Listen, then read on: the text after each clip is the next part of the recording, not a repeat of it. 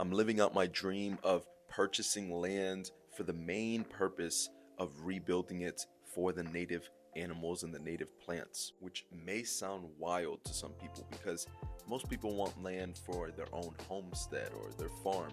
But I'm different. I want to show people what it really looks like to steward and care for the land.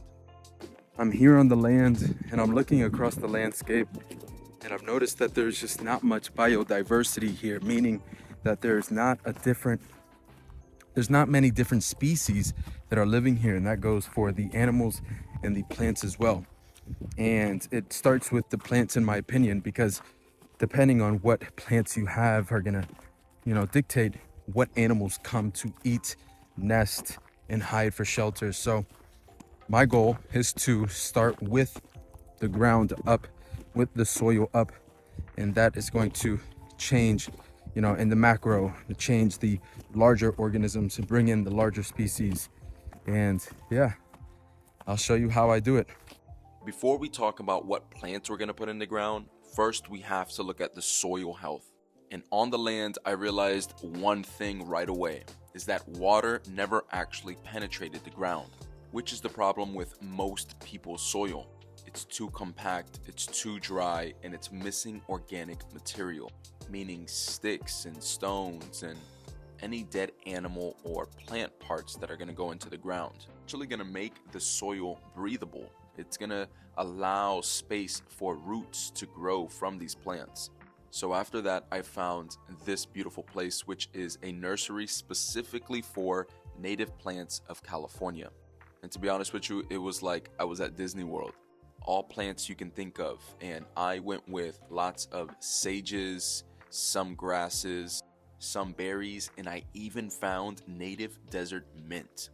I was hyped because I was able to find medicinal, edible, and practical plants that I can put into the land and really benefit from right away.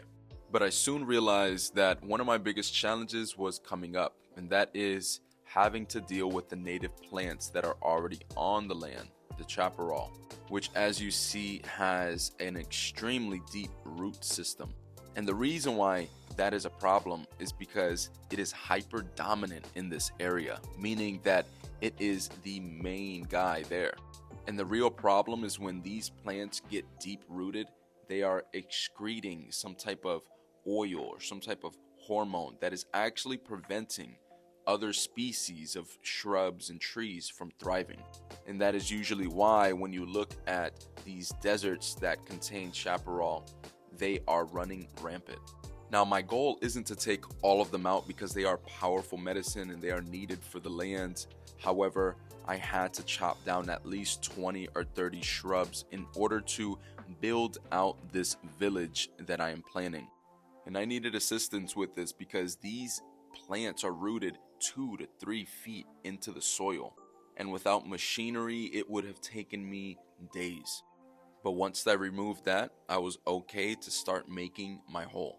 And what you see me doing here is making a hole and mixing it with 3 different things. First in this jar is this mushroom kind of bacteria mix that is going to allow these mushrooms to break down the nutrients in the soil so that the roots are able to better absorb them. It really is no different than the body and the mushrooms and the fungi and the bacteria that we have in our gut that allow us to further break down nutrients and absorb them. Which is why I usually say if you know how to take care of plants, you know how to heal the body. I'm also mixing in a native soil mix that I found at my local nursery, which is going to help retain water. It's going to help the soil be fast draining, which again, like I said, was one of the main problems of this soil. Water would fall on it and it wouldn't actually penetrate. As well, I'm mixing in the native soil that was there, which I found makes a perfect mix for these desert-like plants. Now you're probably thinking this guy has to be out of his mind or just extremely passionate to be out here in the middle of the day planting things, even though no one is going to really see it. And yeah, you're right, I am a little crazy for it, but it really is fulfilling work. And I see it as an investment, not just for when we start hosting workshops and campsites, but also into the future of the land, so that one day we can go back and harvest what we planted many years ago. At this point, hours have gone by and I only planted a couple of things. I didn't realize that this process was going to take this long, but I'm really happy about it because the soil is turning out amazing. After a lot of experimenting, I feel like I found the secret formula that's really going to have these plants thrive.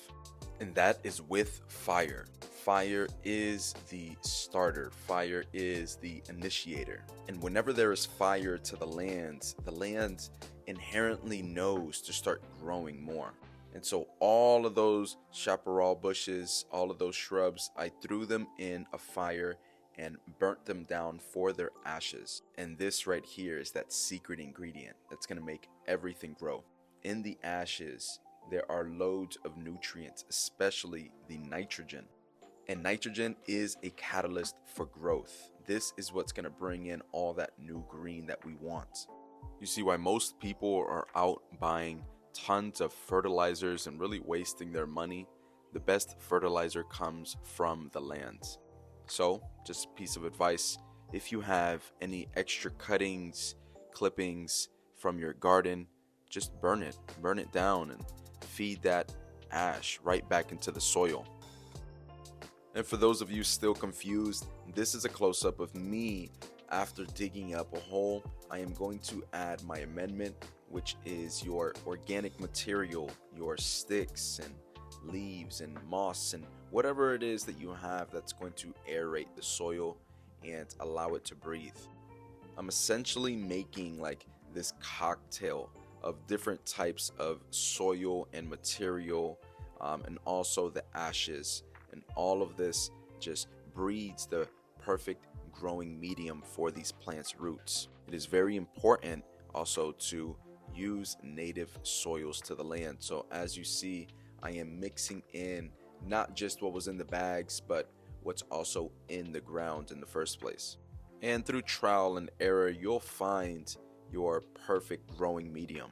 You want to make sure that whenever you grab a ball or handful of this soil, it creates a ball. It has some type of formation, not too much to where you can grab this ball and throw it at something, but enough to where you can make a ball in your hands, but you can easily dissolve it by crushing it in your hands. And I hope I'm describing that right. And this is why I'm going to be hosting workshops, because I feel like this type of education is something that you need to do hands-on. So right now I am planting this monkey bush flower, which is going to be beautiful. I chose this plant because I love the flowers for bringing back the butterflies and the bees and all the pollinators, and to beautify the space. And let me show you a little trick when planting. Whenever you put in your plants, one of the best things that you can do is place it below the current ground level, making this indentation in the ground, because what it's going to do is it's going to allow water to stay in there longer. It's going to create this almost like flood basin that's going to trap water and feed that plant. What I'm also doing is heavy mulching all around the plants, because you want to be able to trap water. You don't want the ground to be exposed to the elements, the sun and the wind, because that will quickly dehydrate the soil. This is going to take care of the main problem in the desert, which is water. And to end the day off, I put down the plants and wanted to build this picnic table, because when we do start hosting workshops and camping, we want to have, community space where people can gather around, talk, eat, share stories.